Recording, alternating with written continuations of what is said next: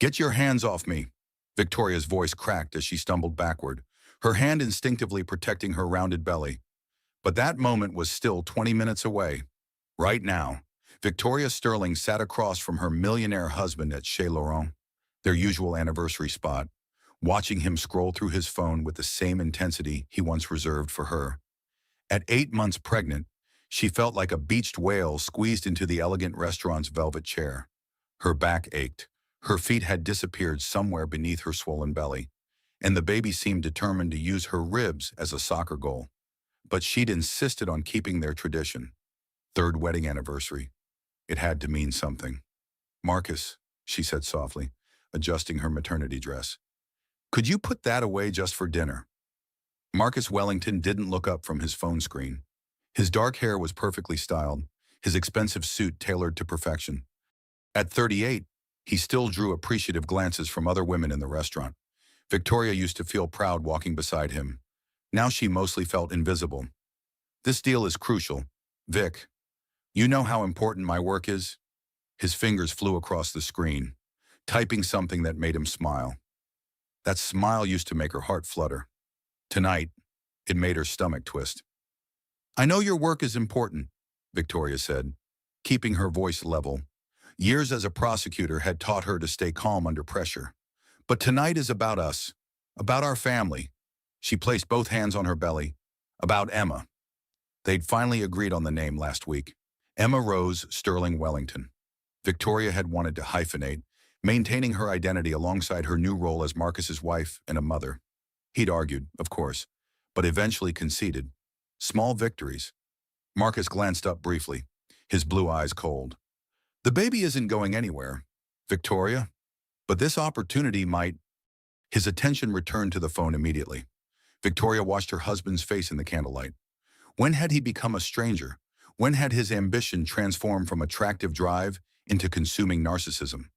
When had she become just another accessory in his perfect life? I feel like we're disconnected lately, she said, reaching across the table. Like we're living separate lives. We are living separate lives, Marcus replied without thinking, then seemed to realize how harsh that sounded. I mean, you're focused on the pregnancy, and I'm building our future. It's temporary. Temporary. Everything felt temporary these days. Her career as a prosecutor, put on hold for motherhood, her independence, slowly eroded by Marcus's need to control every decision, her sense of self, buried beneath layers of compromise and accommodation. Marcus, look at me. Victoria's voice carried a hint of her old courtroom authority. Please. He finally looked up, irritation flickering across his handsome features. What? Victoria, what do you want me to say? I want you to talk to me like you used to. Like I matter. Like we matter. Of course you matter. You're carrying my child. The phrase hit her like a slap. Not their child. His child. As if she were merely the vessel, not an equal partner in creating new life. Victoria's phone buzzed with a text from her sister Rebecca. How's dinner? Is he being romantic? She glanced at Marcus, still absorbed in his device, and typed back, define romantic. Victoria. Marcus's voice was sharp now. If you're going to be on your phone too, then we might as well. I was texting Rebecca back. One text. Victoria set her phone face down on the table. Unlike some people, I can focus on my family. Marcus's jaw tightened. Several diners at nearby tables glanced over, sensing tension. Chez Laurent prided itself on refined atmosphere. Raised voices were decidedly unrefined. Don't lecture me about family, Marcus said, his voice low but dangerous. Everything I do is for this family. Every deal, every meeting, every sacrifice. While you've been sitting at home, Victoria's prosecutor instincts flared. I'm growing your child. I gave up my career for your child. I moved across the country away from my family for your career. Our child, Marcus corrected, but it felt hollow. And you didn't give up your career. You're taking a break. A break that's lasted 2 years. Because you wanted to focus on getting pregnant. The conversation was spiraling into familiar territory.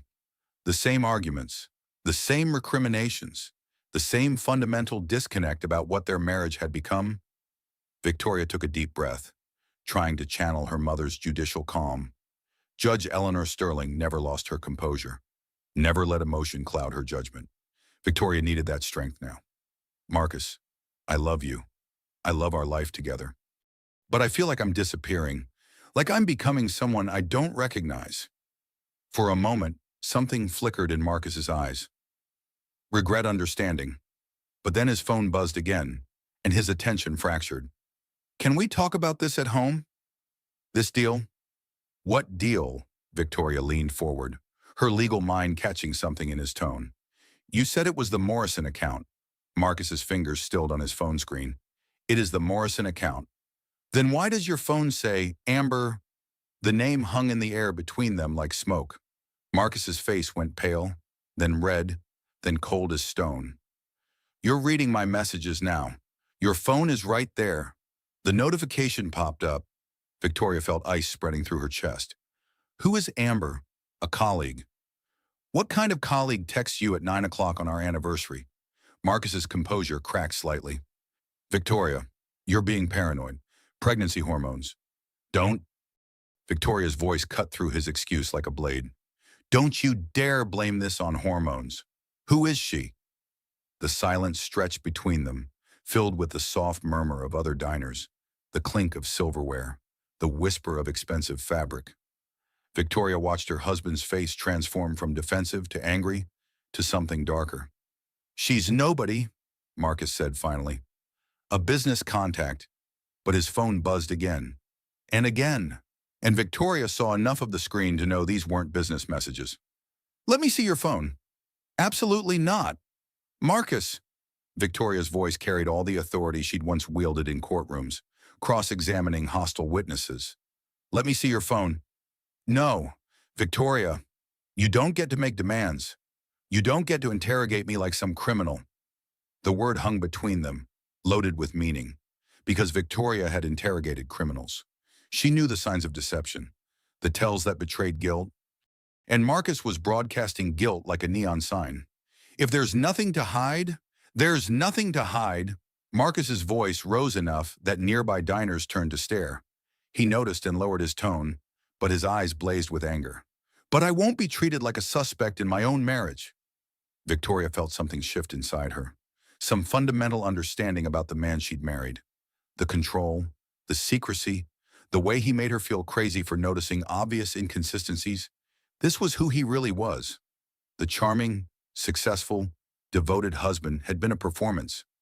How long? She asked quietly. How long what? How long have you been lying to me?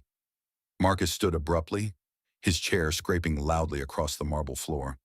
His movement was violent enough that Victoria instinctively leaned back, one hand moving to protect her belly. I'm not doing this, Marcus said, his voice carrying across the restaurant. I'm not sitting here while my pregnant wife accuses me of God knows what. Other patrons were openly staring now. The maitre d' was moving toward their table with diplomatic concern. Victoria felt heat flooding her cheeks, but also a strange clarity. This was Marcus's pattern escalate until she backed down. Make her the problem. Force her to apologize for his behavior. Not tonight. Sit down, Marcus. Let's talk about this calmly. Don't tell me what to do. Marcus's face was flushed, his carefully styled hair falling across his forehead. Don't use that prosecutor voice on me. I'm not prosecuting you. I'm trying to understand what that you've become paranoid and controlling, that pregnancy has made you irrational. The words hit Victoria like physical blows. Irrational, paranoid, controlling. All the things he'd been calling her lately whenever she asked reasonable questions or expressed reasonable concerns. I'm 8 months pregnant with your child, Victoria said, rising slowly from her chair. I deserve honesty from my husband. You deserve what I give you. Marcus's mask was slipping completely now, revealing something ugly underneath. You live in my house, spend my money, wear clothes I buy, maybe show some gratitude instead of playing detective. Victoria stood frozen, her hands cradling her belly, staring at this man she'd promised to love forever. The restaurant had gone quiet around them, a bubble of shocked silence surrounding their table. I want to go home, she said quietly. Good. Maybe you'll come to your senses. Victoria reached for her purse and coat, moving carefully with her pregnant body. Every step felt deliberate, final. She was walking away from more than just dinner. She was walking away from the illusion of her marriage. Marcus watched her struggle with her coat, making no move to help. His phone buzzed again, and his eyes flicked down automatically. "Amber again?" Victoria asked. That's when Marcus grabbed her wrist. Victoria tried to pull away, but Marcus's grip tightened. His fingers wrapped around her wrist like a vice, the pressure just short of painful, but unmistakably controlling. "Let go of me," Victoria said, her voice low but carrying clearly in the hushed restaurant. "We're not done talking." Marcus's face was inches from hers now, his breath carrying the scent of expensive wine and barely controlled rage. "You don't get to walk away from me." Victoria looked down at his hand on her wrist, then back up at his face. In her prosecutor days, she'd seen this moment countless times in domestic violence cases. The moment when control became physical, the moment when emotional abuse crossed the line into something darker. "Marcus," her voice was steady despite the fear creeping up her spine. "Let go of my wrist. Now." "Oh, or what you'll call your mommy the judge." The sneer in his voice made something cold settle in Victoria's chest. Judge Eleanor Sterling had raised her daughters to be strong, independent women. She'd also taught them to recognize dangerous men. "I'm asking you one more time. Let go." Marcus's grip loosened slightly, but he didn't release her. Around them, the restaurant had gone deadly quiet. Servers had stopped moving. Other diners pretended to focus on their meals while stealing glances at the unfolding drama. "You want to know about Amber?" Marcus's voice was getting louder again, his control fraying with each word. "Fine. Amber appreciates what I do. Amber doesn't question every decision I make. Amber doesn't make me feel like a criminal in my own life." Victoria felt the words like physical blows, but her legal training kicked in. "Document everything. Remember details. Stay calm. So there is something to know about Amber." "Ha ha. There's nothing." Marcus caught himself, realizing he'd confirmed what Victoria suspected. His face darkened further. "You're twisting everything, making me sound like the bad guy." "I'm not making you do anything.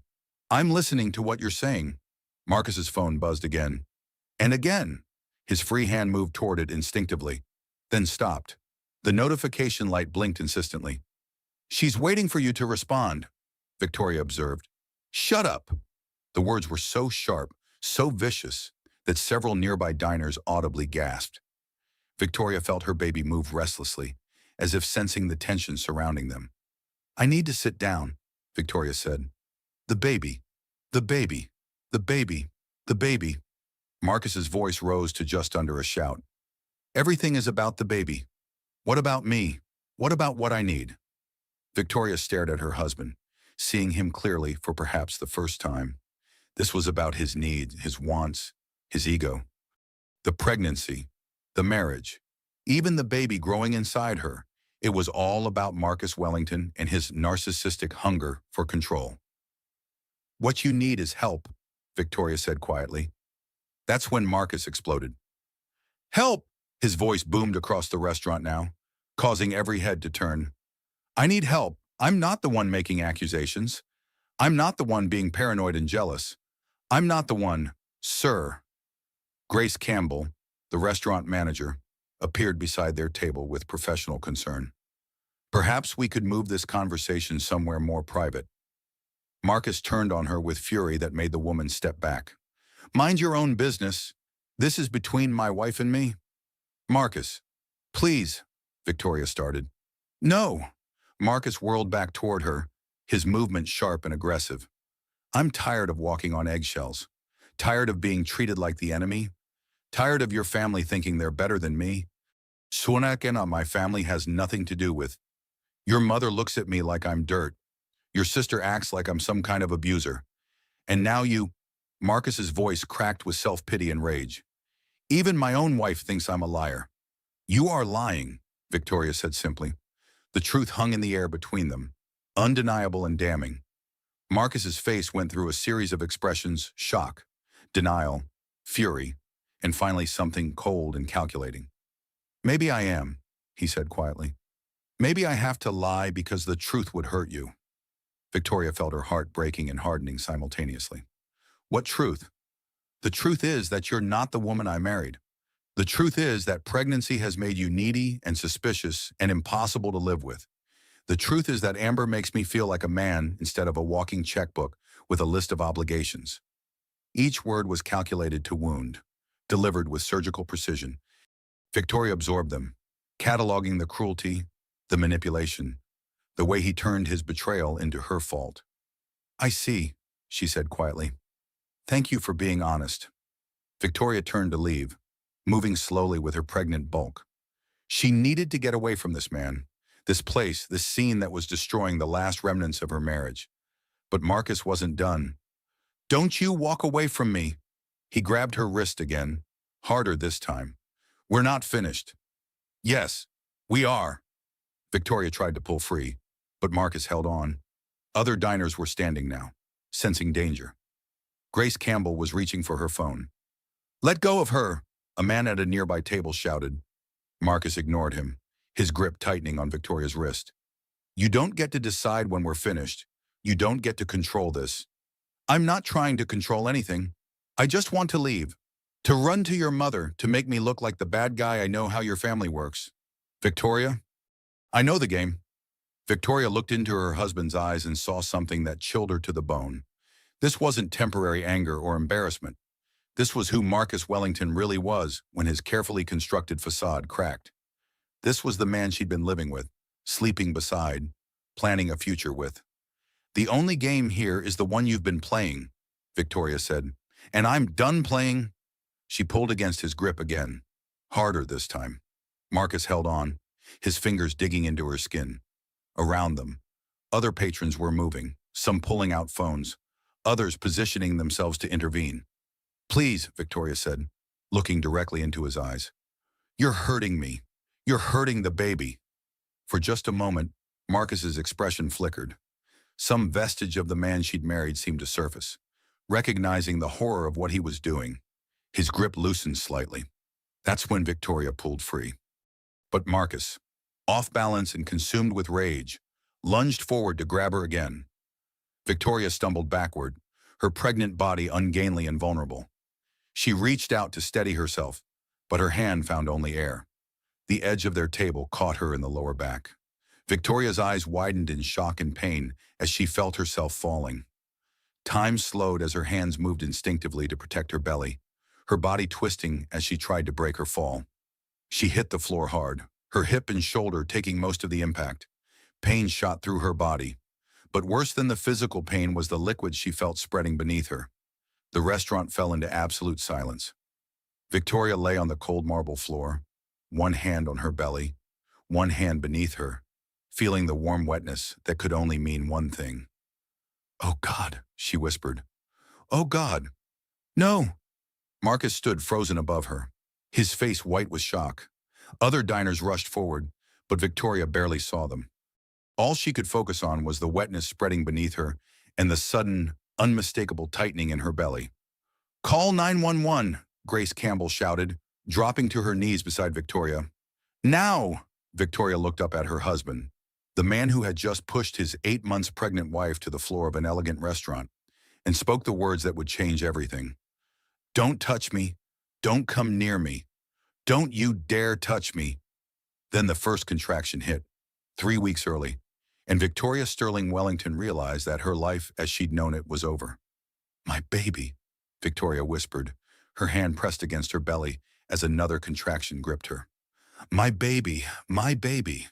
Grace Campbell knelt beside her, speaking in calm, professional tones that barely penetrated Victoria's shock. The ambulance is coming. Try to breathe slowly, in and out. You're going to be okay. But Victoria wasn't okay. Her water had broken on the cold marble floor of Chez Laurent.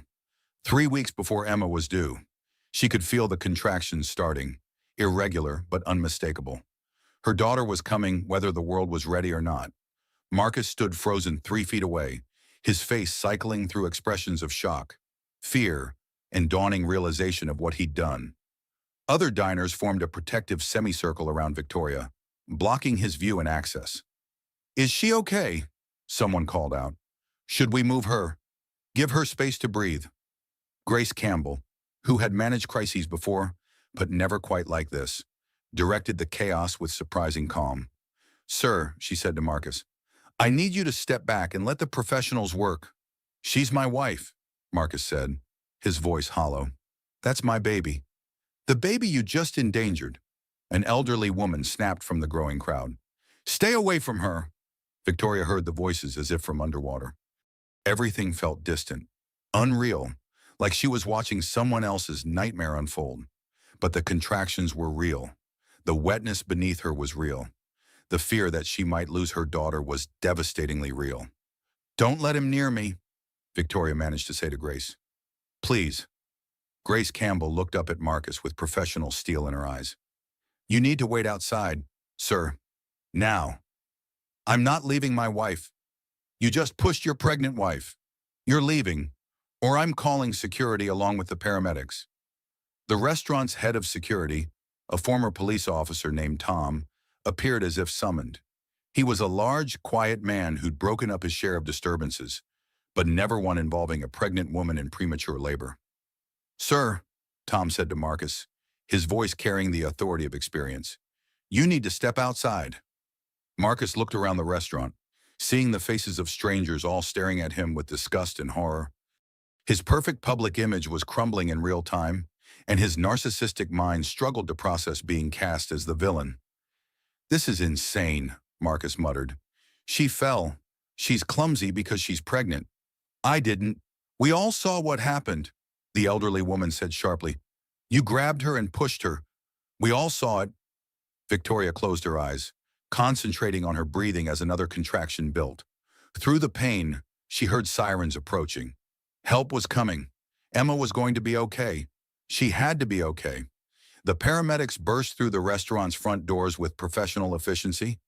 2 EMTs with a gurney and medical bags, moving with the practiced ease of people who'd seen every kind of emergency. "What do we have?" the lead EMT asked Grace. "Pregnant woman, approximately 8 months along. She was pushed and fell backward. Her water broke when she hit the floor. Contractions started about 5 minutes ago." Victoria opened her eyes to see a kind-faced woman in uniform kneeling beside her. "Hi there. I'm Sarah. We're going to take good care of you and your baby. Can you tell me your name?" "Victoria Sterling Wellington. I'm 32 weeks pregnant." "Actually 8 months, so closer to 36 weeks," Victoria corrected weakly. "Due date is September 15th. Sarah nodded, already checking Victoria's pulse and blood pressure. "Okay, Victoria, we're going to get you to the hospital. Are you having regular contractions? They just started, maybe every 4 or 5 minutes." "Good, that's manageable. We have time." Sarah looked up at her partner. "Let's get her loaded." As the EMTs prepared to move Victoria to the gurney, Marcus approached again. "I'm coming with her." "No," Victoria said firmly. "I don't want him in the ambulance." The EMTs exchanged glances. They'd seen domestic situations before, but usually not quite so public or dramatic. "Sir," Sarah said diplomatically, "why don't you meet us at the hospital? We need space to work. She's my wife. That's my child. And she's our patient," Sarah replied with finality. "She gets to decide who she wants with her right now." Victoria felt herself being lifted onto the gurney, the movement causing another contraction to spike through her body. She gripped Sarah's hand, fighting back tears. "Is my baby going to be okay?" "Your baby's going to be fine," Sarah assured her.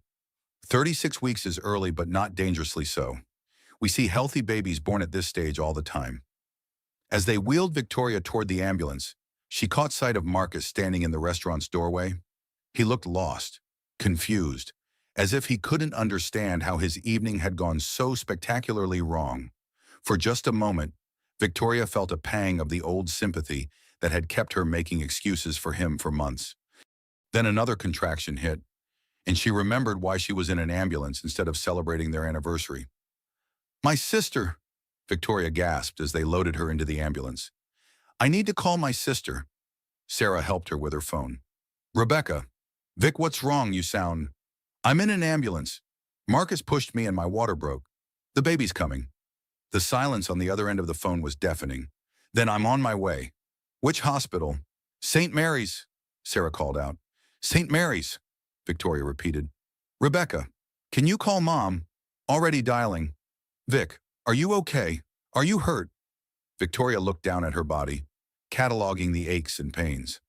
Her back and hip throbbed from the fall, but nothing felt broken or seriously injured. The baby was moving, which was good. The contractions were manageable, for now. I'm okay. We're both okay. Just scared. I'll be there in 20 minutes. Less if I can manage it. Chirton. The ambulance pulled away from Chez Laurent, sirens wailing, carrying Victoria away from her marriage and toward an uncertain future. Through the small window, she could see Marcus standing on the sidewalk, his phone pressed to his ear, probably calling his lawyer. The thought should have made her sadder. Instead, it just made her tired. Try to rest, Sarah advised. We'll be at the hospital in 10 minutes, and then you'll have the best care available. Victoria closed her eyes and placed both hands on her belly. Hang on, Emma, she whispered. We're almost there. And when you get here, everything is going to be different. I promise. The ambulance raced through the city streets, carrying mother and daughter toward the moment that would change everything. Behind them, the wreckage of a marriage lay scattered across the marble floor of an expensive restaurant, witnessed by dozens of strangers who would never forget what they'd seen. In her purse, Victoria's phone buzzed with increasingly frantic messages from Marcus. She didn't read them. There would be time for lawyers and custody battles and the complex aftermath of abuse later. Right now, there was only Emma, fighting to enter a world that had just become infinitely more complicated, but also infinitely more honest. Judge Eleanor Sterling received the call while reviewing case files in her home study. 25 years on the bench had taught her to compartmentalize her emotions, to maintain judicial calm in the face of human drama and tragedy. But when she heard Rebecca's voice, tight with controlled panic, all her professional composure evaporated. Mom, Victoria's in the hospital. Marcus pushed her and she went into premature labor. The words hit Eleanor like physical blows. She'd been a family court judge for over 2 decades, had seen every permutation of domestic violence, every excuse and justification abusers used to rationalize their actions. But hearing that her own daughter, her brilliant, strong, accomplished daughter, was a victim, made her hands shake with fury. Which hospital? St. Mary's. I'm driving there now. Mom, she's scared and alone, and I'm leaving now.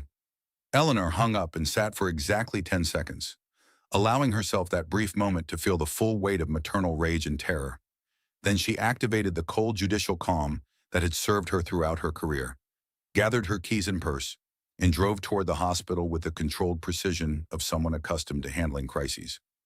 During the 15-minute drive, her mind cataloged everything she knew about domestic violence patterns, legal precedents, and protective measures available under family law. But underneath the legal framework, a mother's fury burned white hot. Marcus Wellington was about to discover what happened when you hurt a judge's daughter. Eleanor arrived at St. Mary's to find Rebecca pacing in the maternity ward waiting area, her face streaked with tears and mascara. Rebecca was a social worker who dealt with family crises professionally, but seeing her own sister as a victim had shattered her usual composure. How is she? Eleanor asked, pulling Rebecca into a fierce hug. In labor. They're monitoring the baby. She won't let Marcus in the room. Rebecca's voice cracked. Mom, I should have seen this coming. The controlling behavior, the isolation, the way he made her doubt herself. I'm trained to recognize these patterns. We all missed it, Eleanor said, though she wasn't entirely sure that was true. She'd had reservations about Marcus from the beginning, something calculating and cold behind his charming facade. But Victoria had seemed happy, and Eleanor had attributed her concerns to natural mother protectiveness. Where is he now? Downstairs somewhere. He keeps calling her phone, sending flowers, trying to get the nurses to let him up. They're not buying his concerned husband act. Eleanor felt grim satisfaction. Hospital staff dealt with domestic violence regularly. They knew how to protect vulnerable patients. I want to see Victoria.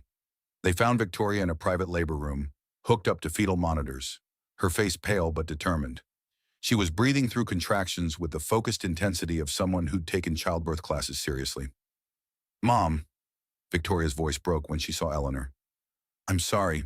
I should have. Stop. Eleanor moved to Victoria's bedside and took her daughter's hand. You have nothing to apologize for. Nothing that happened tonight was your fault. Victoria's composure crumbled. I defended him for months, made excuses, told myself his controlling behavior was just stress from work. I'm supposed to be smart about these things.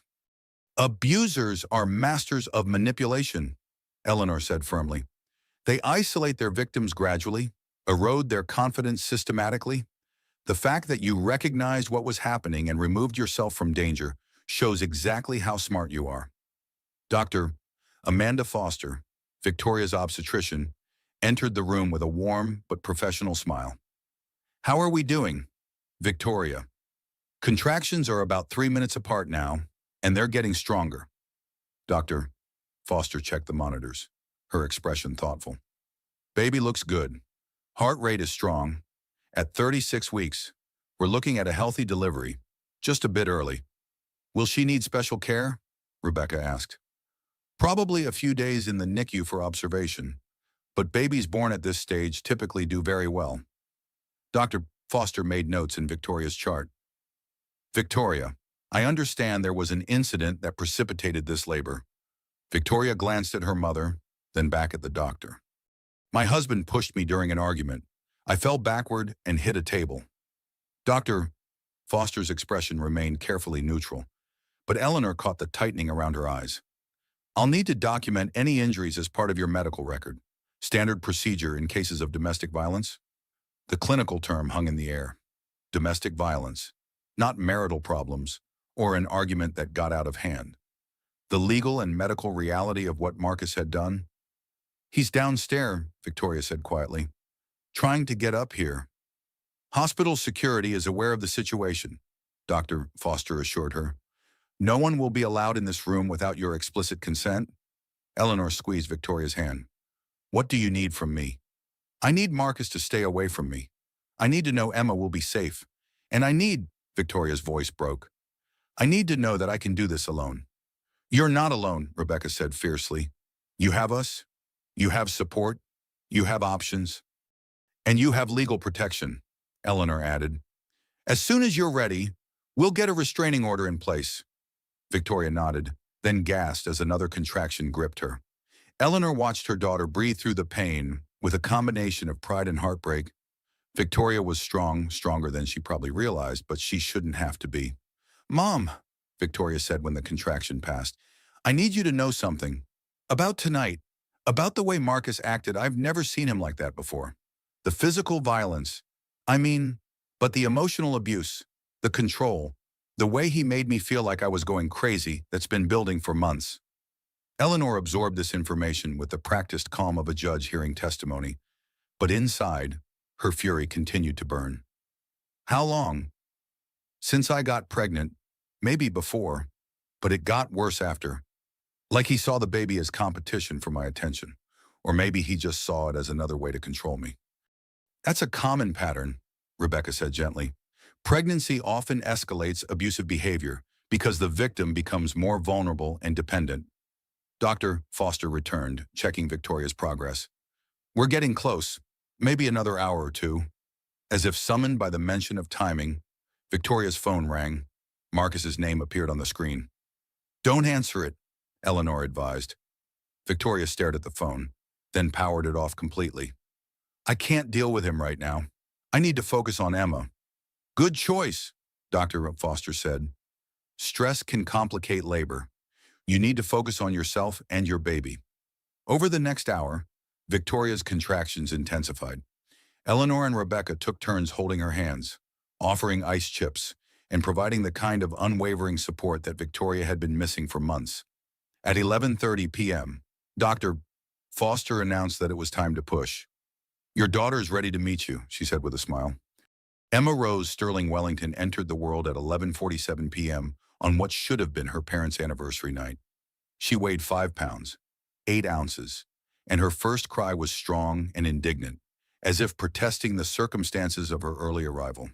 She's beautiful, Eleanor whispered, tears streaming down her face as she watched her granddaughter being placed on Victoria's chest. Victoria stared down at her daughter with wonder and fierce protectiveness.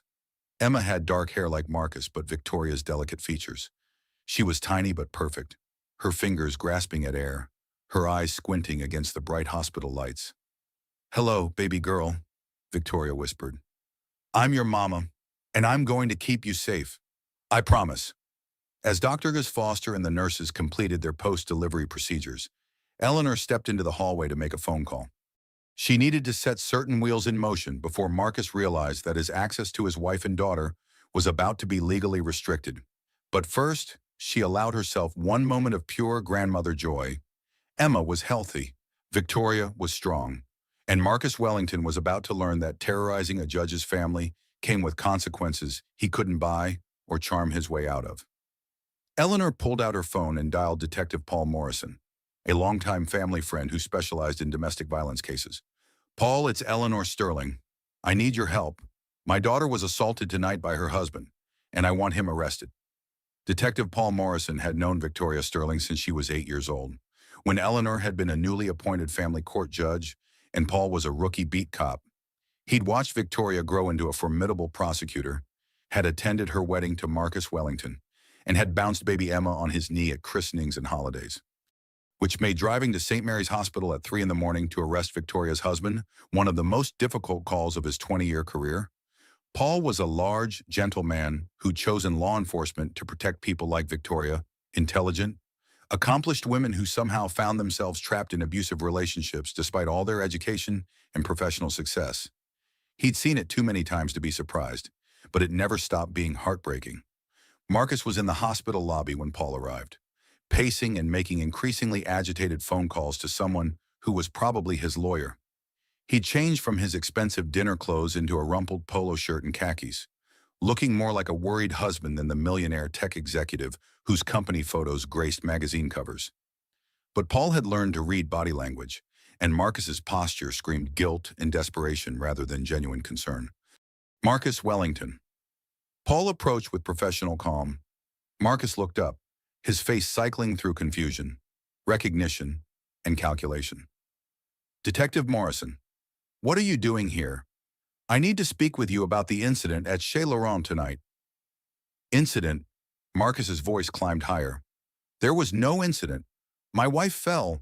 She's clumsy because she's pregnant. I've been trying to see her for hours, but the hospital won't. Sir, I'm going to need you to come with me for questioning. Marcus stared at Paul as if he'd spoken a foreign language. In Marcus's world, wealthy men didn't get arrested for domestic disturbances. They made donations to police benevolent associations, engulfed with judges, and had their lawyers handle any unpleasantness. I'm not going anywhere. My wife just had a baby. I need to. Mr. Wellington, you're under arrest for domestic assault and endangering an unborn child. Paul began reading Miranda rights as Marcus's face went through a spectacular range of expressions. Shock, outrage, disbelief, and finally a kind of petulant fury that Paul had seen in other privileged men who'd never faced real consequences. This is insane, Marcus sputtered. I didn't assault anyone. Victoria's being dramatic because of pregnancy hormones. You know how women get when they're... You have the right to remain silent, Paul continued steadily. I suggest you use it. But Marcus couldn't remain silent. He talked throughout the entire arrest process, alternating between indignation, self-pity, and attempts at charm. He mentioned his company's community contributions, his charity work, his status as a pillar of the business community. Paul documented it all, recognizing the classic narcissistic response to accountability. Marcus genuinely seemed to believe that his wealth and status should protect him from the consequences of pushing his pregnant wife. The booking process at the county jail was a revelation for Marcus. Strip searches, fingerprinting, mugshots, all the indignities that regular people faced when they committed crimes. His expensive clothes were replaced with Orange County jail scrubs, and his perfectly styled hair became disheveled and unwashed. I want my lawyer, Marcus demanded for the 15th time. Your lawyer has been notified, Paul replied patiently. He'll meet you in the morning for arraignment. Arraignment, I'm not staying here overnight. But Marcus was staying overnight, along with drunk drivers, drug dealers, and other men who'd committed crimes of violence. He spent his first night as a defendant, curled up on a narrow jail bunk, listening to his cellmate snore and trying to process how his perfect life had imploded in less than 12 hours. Meanwhile, at the hospital, Victoria was learning to breastfeed while Rebecca helped her document every detail of Marcus's escalating behavior over the past months. They created a timeline of control, isolation, and emotional abuse that would become crucial evidence in the legal proceedings to come. He took away my credit cards last month, Victoria remembered. Said he wanted to streamline our finances, but really he wanted to control every dollar I spent. Classic financial abuse, Rebecca noted, writing everything down. What else? He monitored my phone calls, especially with you and Mom. Said I was gossiping about our marriage instead of working on our problems. Isolation tactics. He was cutting you off from your support system. Victoria looked down at Emma, sleeping peacefully in her arms despite being born 3 weeks early. The NICU doctors had declared her remarkably healthy, with strong lungs and good reflexes. She'd only need a few days of monitoring before going home. Home. Victoria realized she wasn't sure where home was anymore. The house was in Marcus's name, filled with his things, designed around his preferences. She'd given up her apartment when they married, sold most of her furniture, merged her life so completely into his that she'd lost track of where Victoria ended and Mrs.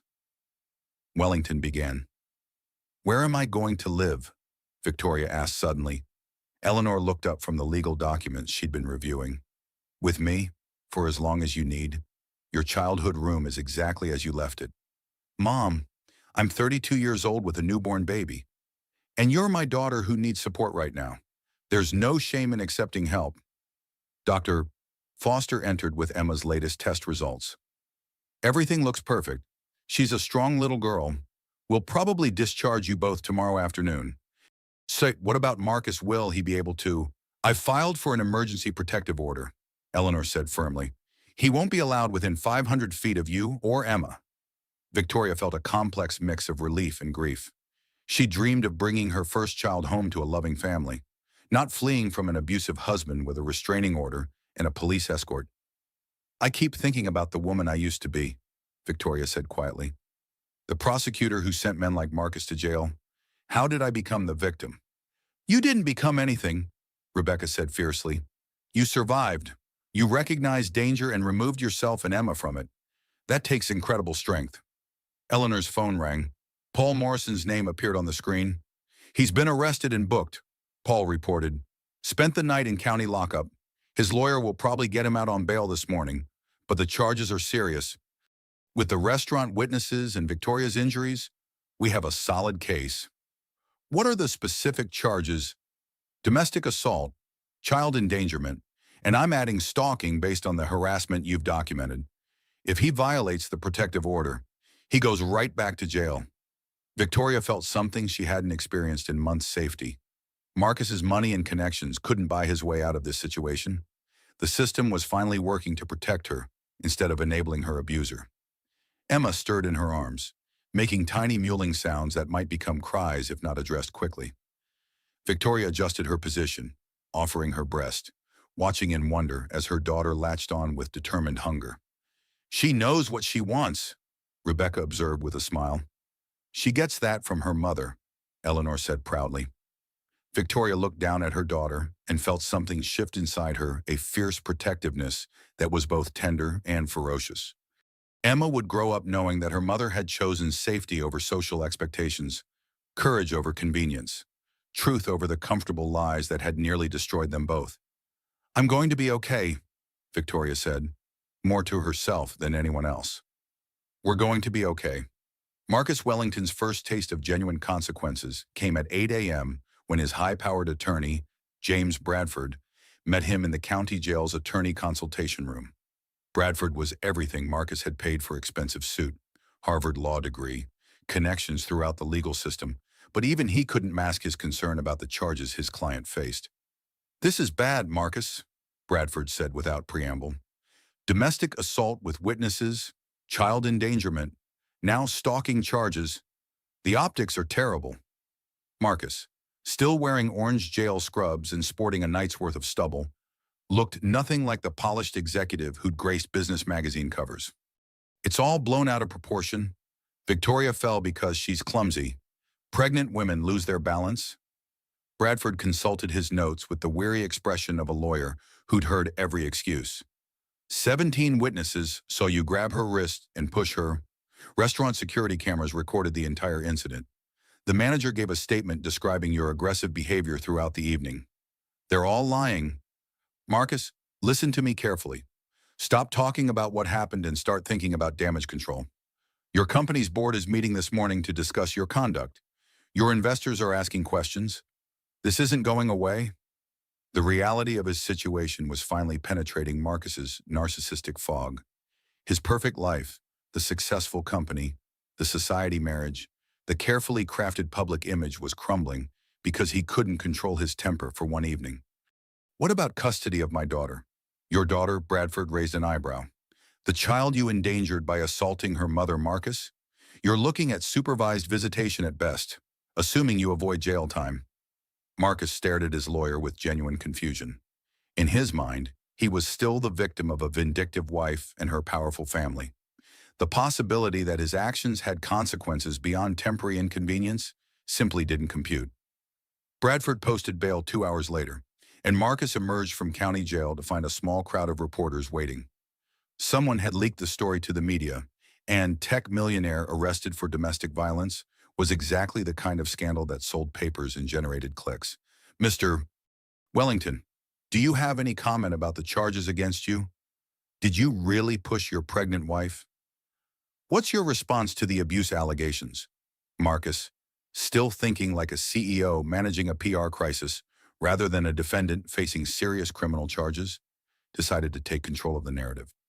My wife is going through a difficult pregnancy, Marcus told the reporters, his voice carrying the confident authority he'd used in countless board meetings. She's been emotional, unstable, making accusations that have no basis in reality. I'm the victim here of a vindictive family that's using their legal connections to destroy me. Bradford watched his client's impromptu press conference with horror. Every word was being recorded. Every statement would be used against him in court. The Sterling family thinks they're above the law, Marcus continued, warming to his theme. Judge Eleanor Sterling is corrupt, using her position to persecute me because she never approved of her daughter's marriage to someone from outside her elite circle. The reporters scribbled furiously, recognizing a story that was getting better by the minute. Not only was Marcus providing them with quotable outrage, he was attacking a respected judge who'd spent 25 years building an impeccable reputation. Marcus, Bradford hissed, trying to pull his client away from the microphones. Stop talking, now! But Marcus couldn't stop. For months, he'd been building resentment against Victoria's family, feeling diminished by their accomplishments and genuine respect in the community. His narcissistic injury demanded retaliation. Eleanor Sterling raised daughters who think they're better than everyone else, Marcus declared. Victoria was manipulative from the beginning, trapping me with pregnancy and then using her family's legal connections when I tried to stand up for myself. The press conference was a disaster of epic proportions, and it was broadcast live on local news, posted on social media, and picked up by national outlets within hours. Marcus's attempt to control the narrative had instead provided devastating evidence of his character and mindset. At St. Mary's Hospital, Victoria watched her husband's press conference on her phone while Emma slept in her arms. Each word felt like another nail in the coffin of their marriage, but also strangely liberating. Marcus was showing the world exactly who he really was, removing any doubt about Victoria's decision to leave. He's making our case for us, Eleanor observed, watching over Victoria's shoulder. No judge or jury will have any sympathy for him after this performance. Rebecca shook her head in amazement. He actually believes what he's saying. He genuinely thinks he's the victim. Classic narcissistic personality disorder, Dr. Foster said, entering the room for Emma's final checkup before discharge. I see it sometimes in domestic violence cases. The abuser cannot accept responsibility, so reality becomes whatever serves their narrative. Victoria felt a complex mix of emotions watching Marcus destroy himself on live television. Part of her still mourned the man she'd thought she married, but mostly she felt relief that Emma would grow up with a documented record of exactly what kind of man her father really was. Are you ready to go home? Eleanor asked. Victoria looked around the hospital room that had been her sanctuary for the past 2 days. Home meant facing the legal battles ahead, the custody negotiations, the process of rebuilding her life as a single mother. It meant accepting that her marriage was truly over, and that she'd have to co-parent with a man who'd shown himself capable of violence. but it also meant freedom from constant manipulation, relief from walking on eggshells, and the opportunity to raise her daughter in an environment of honesty and genuine love. "I'm ready," Victoria said, gathering Emma closer. "Let's go home." As they prepared to leave the hospital, Victoria's phone buzzed with a text from an unknown number. "You think you've won, but this isn't over.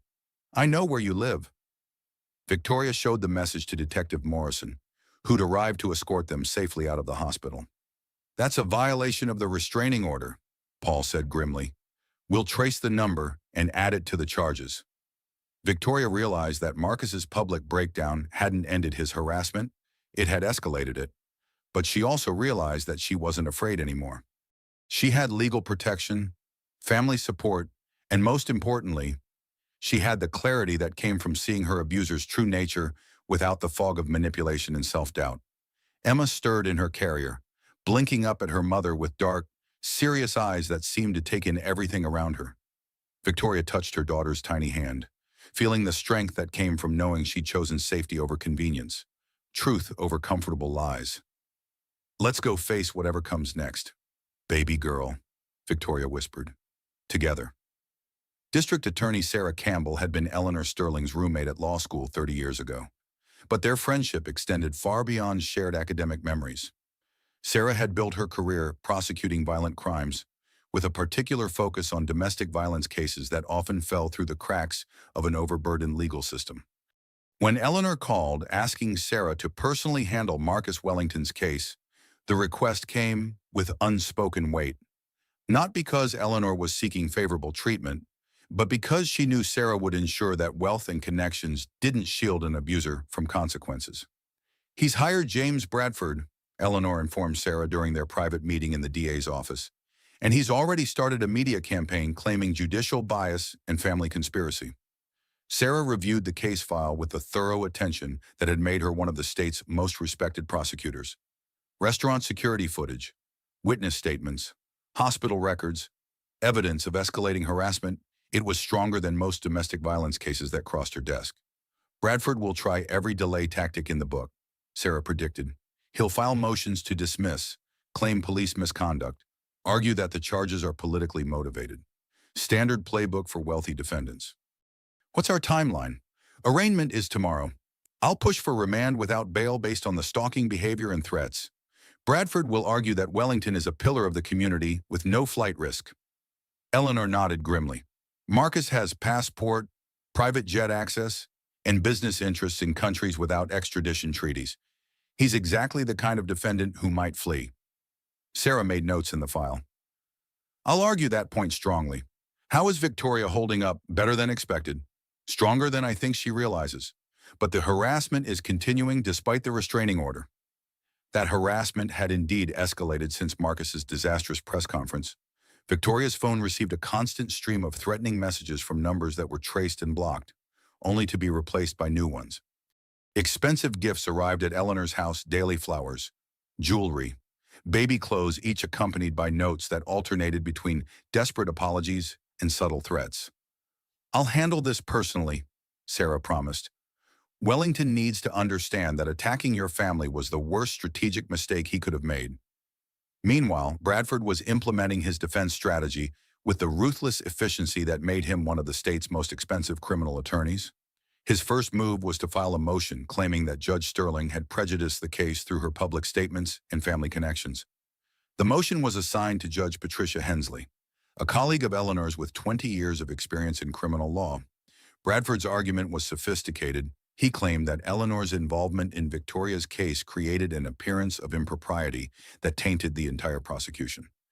Judge Hensley reviewed the motion during a closed hearing, with Bradford presenting his case for dismissal based on alleged prosecutorial misconduct and judicial bias. "Your Honor," Bradford argued, "Judge Sterling has used her position to ensure that my client faces enhanced charges and media scrutiny that wouldn't apply to ordinary defendants. The prosecution has been compromised by personal vendettas." Sarah Campbell stood to respond, her voice carrying the authority of 3 decades in courtrooms. "Your Honor, Mr. Bradford's motion is nothing more than victim blaming, disguised as legal procedure. Judge Sterling has acted appropriately as both a judge and a mother. The evidence against Mr. Wellington stands on its own merits. Judge Hensley had reviewed every piece of evidence, every witness statement, every threatening message. The case against Marcus was overwhelming, regardless of family connections. Motion denied, Judge Hensley ruled. The charges against Mr. Wellington are supported by substantial evidence and multiple independent witnesses. This court will not dismiss valid charges simply because the victim has family members in the legal profession. Bradford's second strategy was to attack Victoria's credibility through private investigators and character assassination. He hired a firm that specialized in finding dirt on prosecution witnesses, looking for anything that might undermine Victoria's reputation or suggest she had fabricated the abuse allegations. The investigators found nothing. Victoria's professional record was impeccable, her personal life boringly respectable.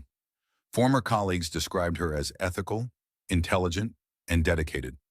Even her law school professors remembered her as exceptional. Frustrated by the lack of character flaws to exploit, Bradford turned to a more direct approach, psychological warfare designed to break Victoria's resolve. The harassment campaign intensified. Victoria received dozens of packages daily, ostensibly gifts from Marcus, but clearly intended to demonstrate that he could reach her anywhere, anytime. Each delivery was documented by police, each violation of the restraining order adding to the mounting charges. But the psychological impact was undeniable. "He's trying to wear me down," Victoria told Rebecca during one particularly difficult day. "Make me so exhausted that I'll drop the charges just to make it stop." "Is it working?" Rebecca asked gently. Victoria looked down at Emma, sleeping peacefully in her bouncer, oblivious to the legal warfare surrounding her birth. "No, it's making me more determined."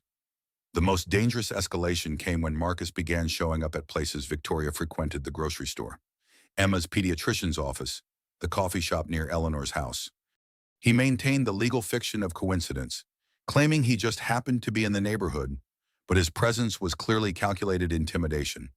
Detective Morrison increased patrols around Eleanor's house and assigned an officer to accompany Victoria on necessary errands. The protection was reassuring, but also a constant reminder that Marcus's wealth hadn't eliminated his capacity for violence. It had simply made him more sophisticated about expressing it. "He's escalating because he's losing control," Paul Morrison explained during a security briefing at Eleanor's house. "Rich guys like Wellington don't handle consequences well. When the usual fixes don't work, lawyers, PR campaigns, character assassination, they get desperate." Eleanor had seen the pattern in family court countless times. Wealthy abusers who couldn't buy their way out of accountability often became more dangerous, not less. "What are our options for enhanced protection?" Eleanor asked. "I can request additional patrol units, maybe a safe house if the threats become more specific. But honestly, the best protection is getting this guy convicted and locked up." The preliminary hearing was scheduled for the following week, and Bradford was preparing his most aggressive defense yet. He planned to argue that Victoria had staged the entire incident, using her legal knowledge and family connections to frame an innocent man. It was a desperate strategy, but desperation was all Bradford had left. The evidence against Marcus was overwhelming, the witnesses were credible, and the defendant's own behavior had eliminated any sympathy a jury might have felt for a successful businessman facing criminal charges. Victoria spent the days before the hearing preparing her testimony with Sarah Campbell, reviewing every detail of that night at Chez Laurent and the months of abuse that preceded it. "Bradford will try to rattle you," Sarah warned. "He'll suggest you're vindictive, manipulative, using your daughter as a weapon against your husband. Remember that he's performing for the judge and potential jury. Stay calm, stick to the facts, and let the evidence speak for itself." Victoria nodded, feeling more confident than she had in months. Marcus had shown the world exactly who he was through his own actions and words. Now it was time for the legal system to respond accordingly. Emma gurgled from her carrier, as if offering encouragement. Victoria smiled down at her daughter, remembering the promise she'd made in the hospital to keep Emma safe, no matter what it cost. The preliminary hearing would determine whether Marcus faced trial for his crimes, but Victoria had already won the most important victory, her freedom from an abusive marriage, and the knowledge that she'd chosen courage over convenience, truth over comfortable lies. Now it was time to let justice follow its course. The courtroom was packed beyond capacity for what should have been a routine preliminary hearing. Marcus Wellington's case had captured public attention in ways that made court officials nervous. Domestic violence cases rarely drew media scrutiny. But the combination of wealth, judicial family connections, and Marcus's own inflammatory statements had turned it into a spectacle. Judge Patricia Hensley surveyed the crowd with the stern authority that had maintained order in her courtroom for 2 decades. She recognized reporters, legal colleagues, and curious members of the public who'd been following the story through social media and local news coverage. "This is a court of law, not a theater," Judge Hensley announced. "Anyone who disrupts these proceedings will be removed immediately." Marcus sat at the defendant's table beside James Bradford, looking every inch the successful businessman despite the circumstances. His expensive suit was perfectly tailored, his hair styled with professional precision, but Victoria noticed the tension in his shoulders, the way his hands trembled slightly when he thought no one was watching. Victoria sat in the witness section with Eleanor and Rebecca, Emma sleeping peacefully in her carrier despite the formal atmosphere. Several photographers had tried to get pictures of the baby, but court security had blocked them effectively. Sarah Campbell stood to present the prosecution's case, her voice carrying the authority of someone who'd fought for domestic violence victims throughout her career. "Your Honor, the evidence will show that Marcus Wellington committed assault against his pregnant wife during a violent altercation at Chez Laurent restaurant. 17 witnesses observed the defendant grab Mrs. Wellington's wrist and push her backward, causing her to fall and go into premature labor." Sarah methodically presented the evidence: security camera footage, witness statements, medical records documenting Victoria's injuries, and a timeline of escalating harassment following Marcus's arrest. Bradford rose to respond, his strategy immediately clear. "Your Honor, my client is the victim of a vindictive prosecution orchestrated by the Sterling family. Judge Eleanor Sterling has used her influence to ensure that a private marital disagreement has been blown into criminal charges." The accusation hung in the air like smoke. Bradford was essentially arguing that the entire case was a judicial conspiracy, that Eleanor had corrupted the legal process to persecute her son-in-law.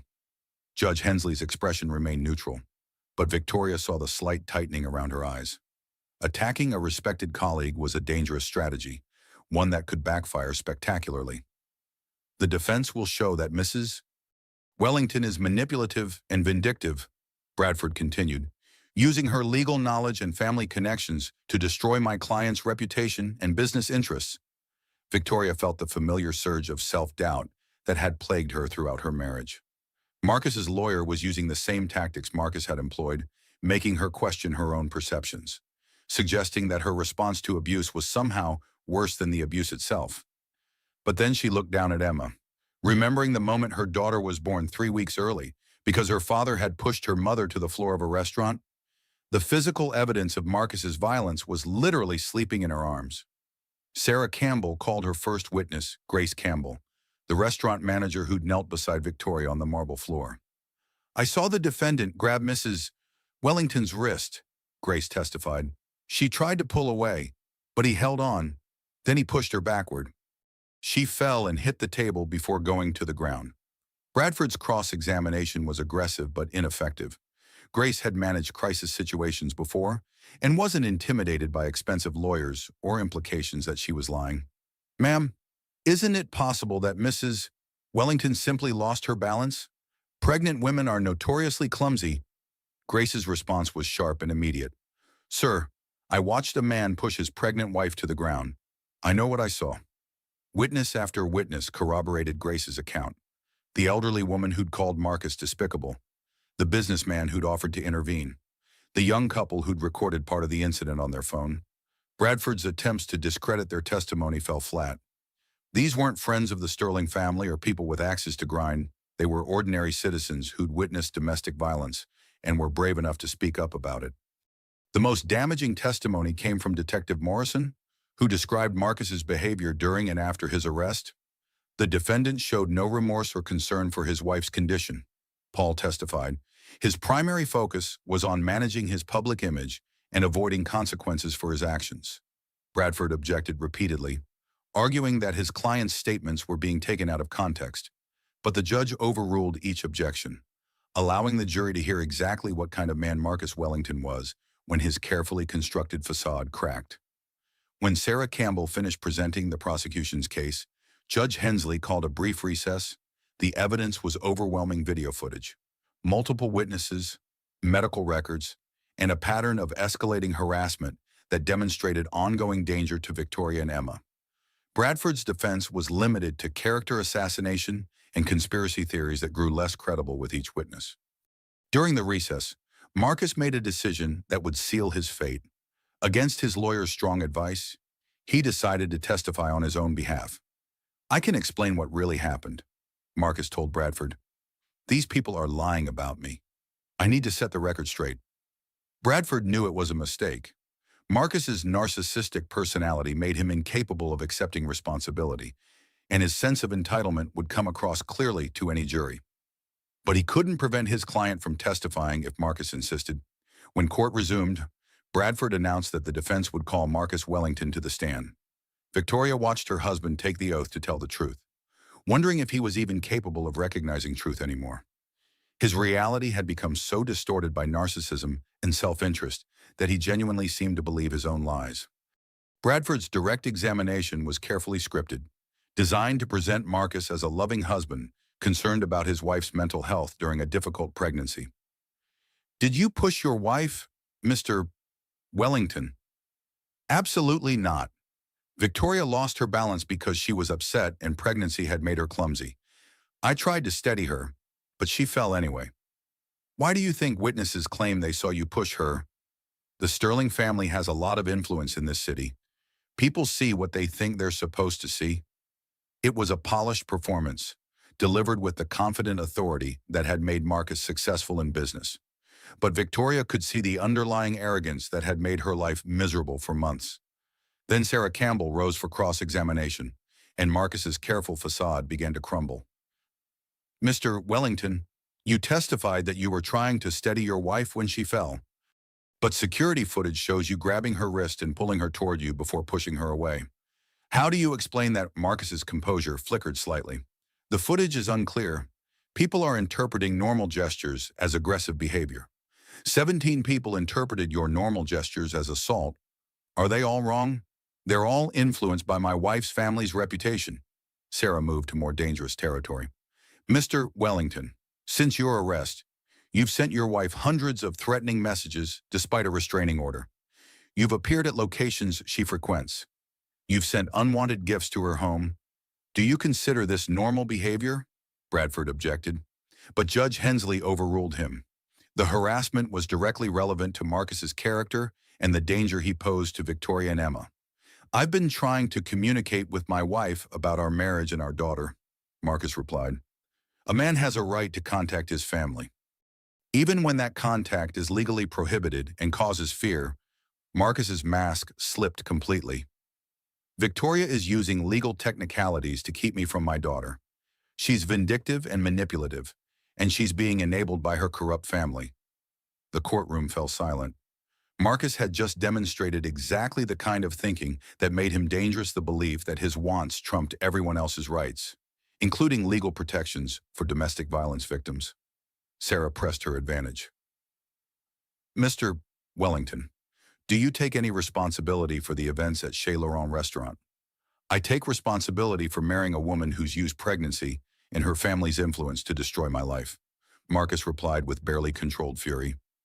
Bradford was making frantic gestures, trying to signal his client to stop talking, but Marcus was beyond controlling.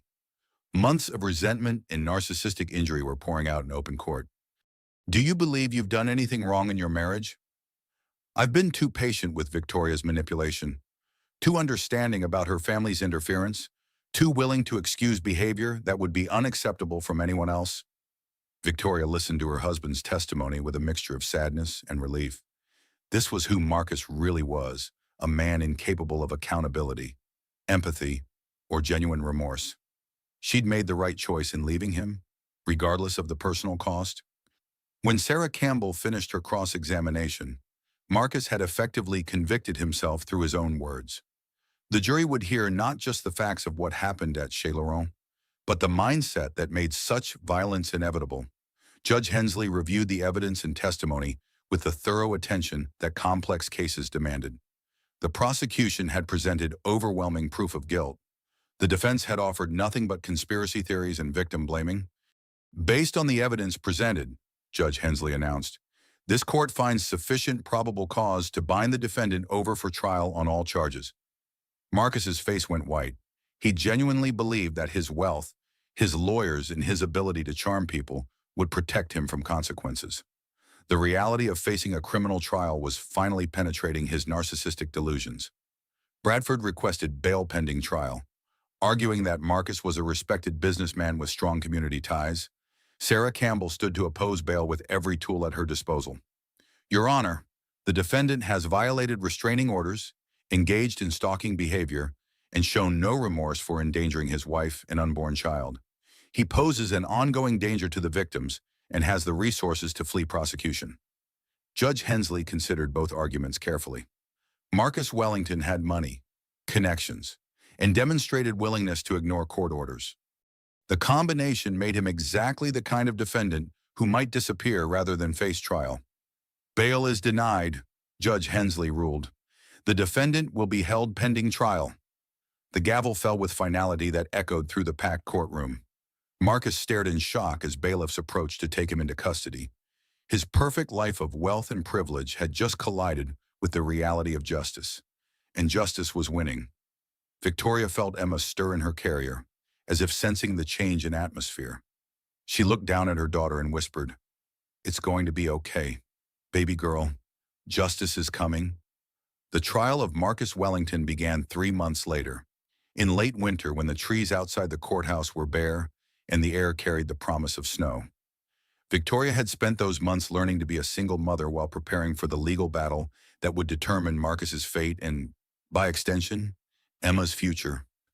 Emma had thrived despite the circumstances of her birth. At 5 months old, she was a plump, happy baby with dark hair and her mother's determined chin. She'd adapted to life with her grandmother and aunt, surrounded by love and stability that she'd never known in her father's volatile presence. Victoria had changed too. The frightened, manipulated woman who'd left Chez Laurent in an ambulance had been replaced by someone stronger and clearer about her own worth. She'd started seeing a therapist who specialized in domestic violence recovery, joined a support group for abuse survivors, and begun the slow process of rebuilding her sense of self. The courthouse was even more crowded for the trial than it had been for the preliminary hearing. Marcus's case had become a symbol of broader issues: domestic violence, wealth inequality, the justice system's treatment of privileged defendants. Media trucks lined the street outside, and court security had been increased to manage the attention. Marcus looked different after 3 months in county jail. His expensive suits had been replaced by a rumpled court-appointed attorney's jacket. His perfectly styled hair was unkempt. His face had lost the smooth confidence that wealth and privilege had maintained. Jail had been a harsh education for a man who'd never faced real consequences before. James Bradford had withdrawn from the case 6 weeks earlier, citing irreconcilable differences with the client. The translation was simple. Marcus had run out of money to pay expensive lawyers. His company's board had fired him after the preliminary hearing. His assets were frozen pending civil litigation from defrauded investors.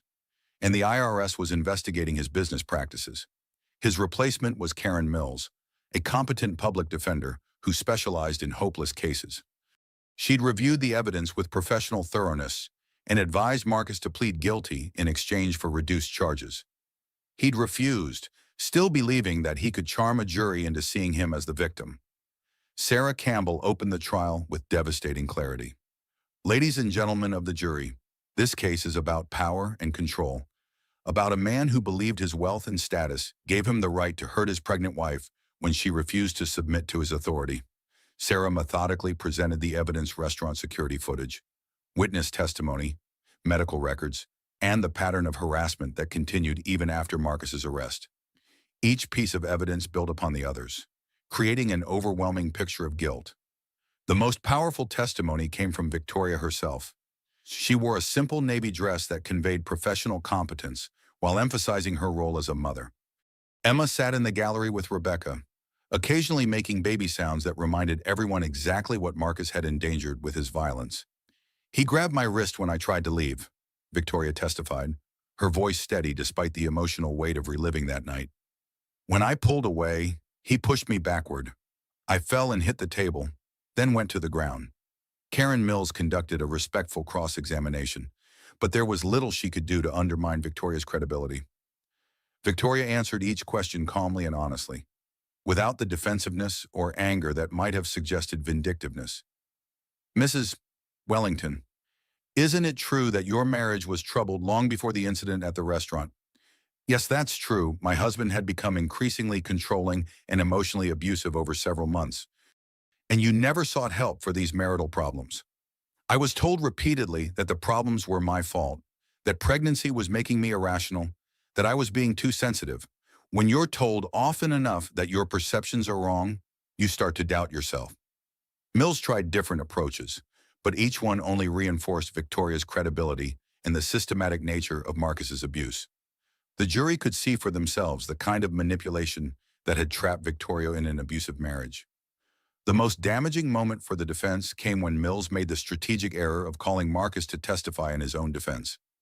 Marcus had spent 3 months in jail nursing his resentments and refining his sense of victimhood. He took the stand with the same arrogant confidence that had served him in boardrooms, apparently believing he could manipulate a jury as easily as he'd manipulated business associates. I loved my wife, Marcus testified, his voice carrying practiced sincerity. Everything I did was to provide for our family, to give our daughter the best possible life. Mills guided him through a carefully rehearsed account of their marriage, presenting Marcus as a devoted husband frustrated by Victoria's increasingly erratic behavior during pregnancy. But Sarah Campbell's cross-examination revealed the real Marcus Wellington, the narcissistic abuser, who genuinely believed he was entitled to control his wife through whatever means necessary. Mr. Wellington, you testified that you loved your wife. Is that why you monitored her phone calls and controlled her access to money? I was trying to protect our family's privacy and financial security. By isolating her from her support system and making her dependent on your approval for basic needs, Marcus's composure began to crack. Victoria was making poor decisions. Someone had to be responsible. Someone had to control her. You mean, I was being a husband? The outburst echoed through the courtroom. Marcus caught himself immediately, but the damage was done. The jury had seen the anger that lurked beneath his polished surface. Sarah pressed harder. Mr. Wellington, on the night in question, did you grab your wife's wrist to prevent her from leaving? I was trying to calm her down. By physically restraining her against her will, she was being hysterical. So you decided physical force was appropriate? Marcus stared at Sarah with barely contained fury. 3 months of jail, public humiliation, and financial ruin had stripped away his ability to maintain the charming facade that had fooled people for years. Victoria was out of control, Marcus said, his voice rising. She was making a scene, embarrassing me in front of important people. Someone had to stop her. Stop her from doing what asking questions about your affair. There was no affair. But there was someone named Amber sending you intimate messages during your anniversary dinner. Marcus went silent, realizing he'd walked into a trap. His affair with Amber Chen, his company's marketing director, had been thoroughly documented during the investigation. Text messages, hotel receipts, witnesses who'd seen them together, the evidence was overwhelming.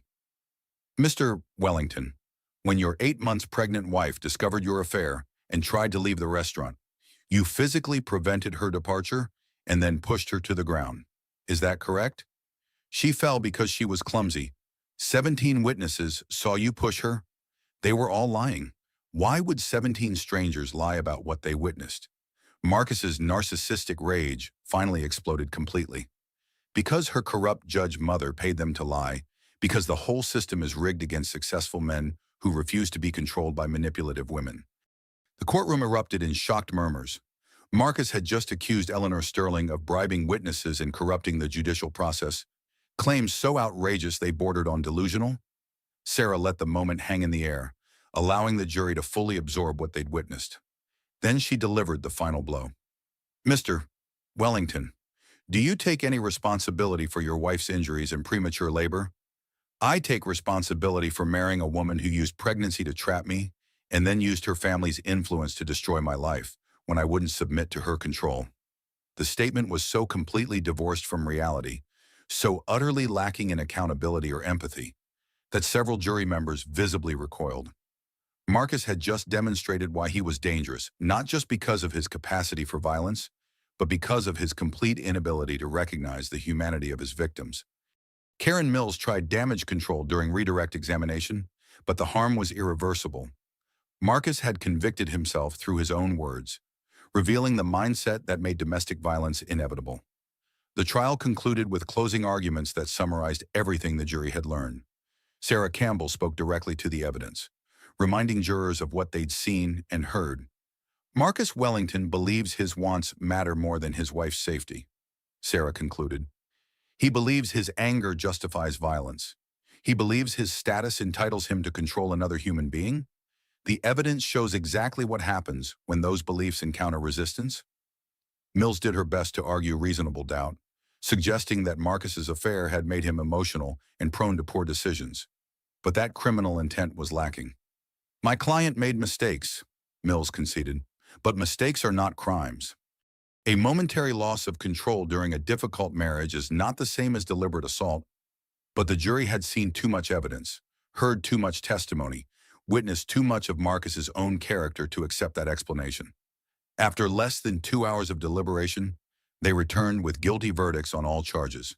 Marcus stared at the jury foreman in shock as the verdicts were read. Guilty of domestic assault, guilty of child endangerment, guilty of stalking, guilty of violating protective orders.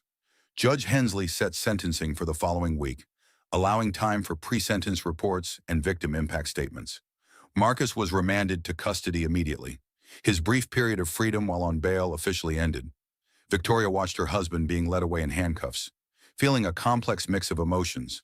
The man she'd loved, or thought she'd loved, was gone, replaced by someone she barely recognized. But justice was finally being served, not just for her, but for Emma, and for every other woman who'd suffered at the hands of men who believed power gave them the right to hurt others. Eleanor squeezed Victoria's hand as they left the courthouse. How do you feel, free? Victoria replied simply. For the first time in years, I feel free. 1 week later, Judge Patricia Hensley's courtroom was again packed for Marcus Wellington's sentencing hearing.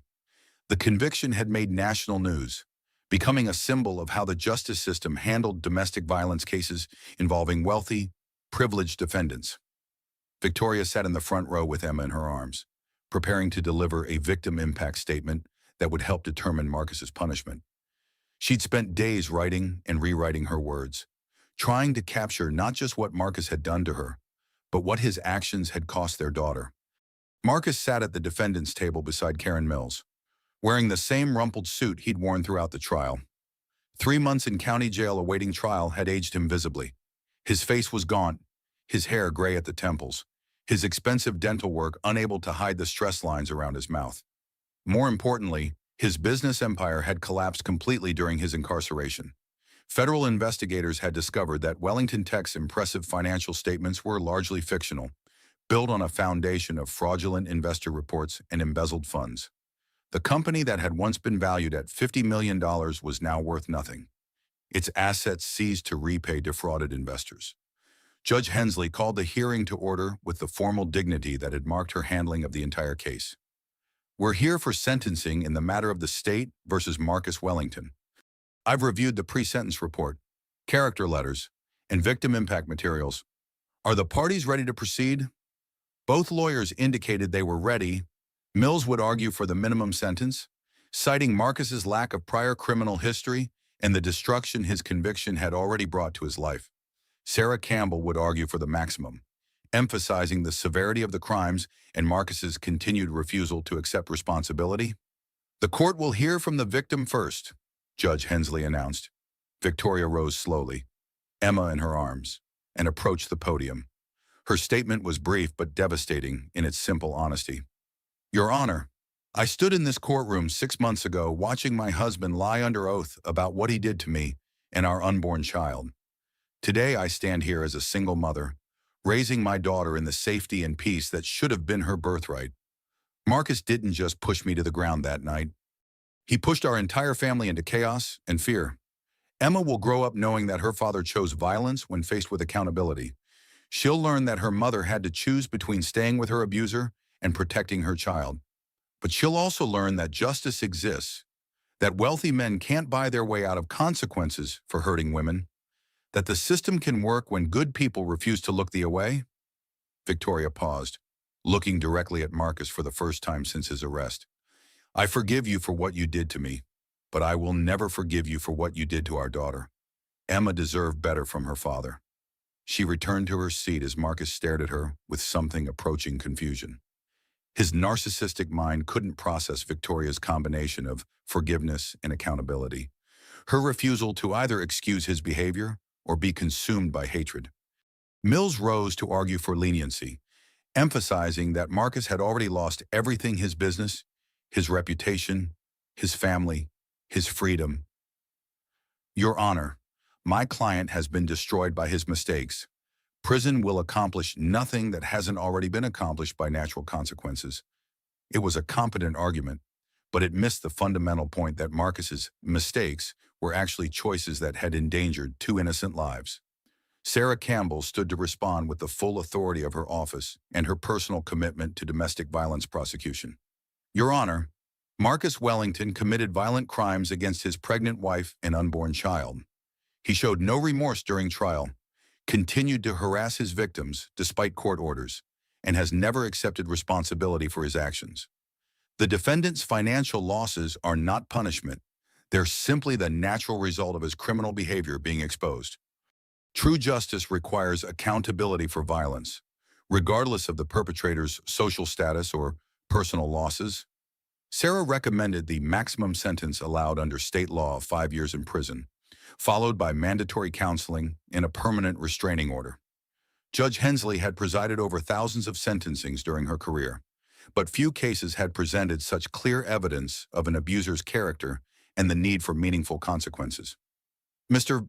Wellington, do you wish to address the court before sentencing? Marcus rose slowly, his movement careful and deliberate. For a moment, Victoria thought he might finally show genuine remorse, might acknowledge the harm he'd caused, and express authentic regret. Instead, Marcus delivered a final demonstration of the narcissistic thinking that had made him dangerous. Your Honor, I've been destroyed by a vindictive prosecution orchestrated by my wife's powerful family. I've lost my business, my reputation, my freedom, all because of one moment of poor judgment during a difficult marriage. My daughter will grow up without her father because her mother chose revenge over reconciliation. Victoria could have sought counseling, could have worked to save our marriage, could have considered what was best for our child. Instead, she chose to destroy me. The statement was breathtaking in its complete absence of accountability, even facing prison. Marcus couldn't acknowledge that his actions had consequences or that Victoria had the right to protect herself and their daughter.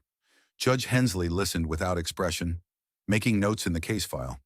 She'd heard similar statements from other abusers over the years, the same refusal to accept responsibility, the same tendency to blame victims for the consequences of violence. When Marcus finished speaking, Judge Hensley set aside her notes and addressed him directly. Mr. Wellington, I've presided over domestic violence cases for 2 decades. I've heard every excuse, every justification, every attempt to minimize the serious crime of assault against intimate partners.